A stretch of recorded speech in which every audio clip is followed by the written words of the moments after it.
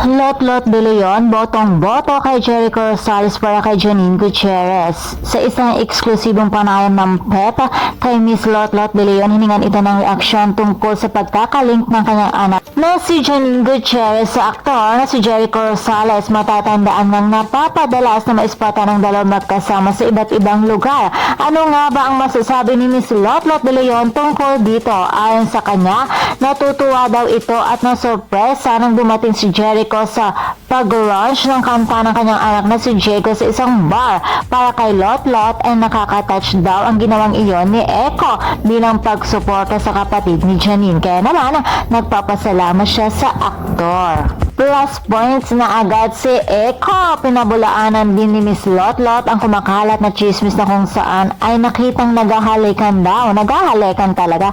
Naghahalikan daw umano sina Janine at Jericho. Hindi daw ganoong klaseng babae si Janine. At ano nga ba ang real score ngayon ni na Echo at Janine? Ayon kay Miss Lot parang single daw ang mga ito. Kaya naman, wala siyang nakikitang mali if ever na magkarelasyon na silang dalawa.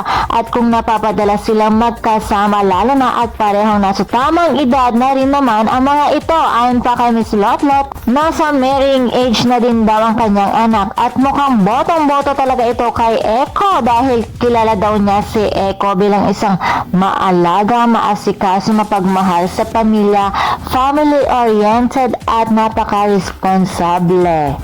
O diba, panalong-panalo na agad si Echo sa nanay ni Janine. Kaya naman abangan na lamang natin mga chikadoras kung saan nga ba hahantong ang kanilang relasyon. Samantala, inaabangan na din ngayon ang kanilang upcoming serye na Lavender Fields na kung saan ay gaganap na mag-asawa sina Jericho at Janine. Kasama rin dito si Miss Lot De Leon na gaganap bilang nanay ni Miss Judy Santamaria. And for more showbiz update, please don't forget to like, share, and subscribe my channel. Thank you for watching.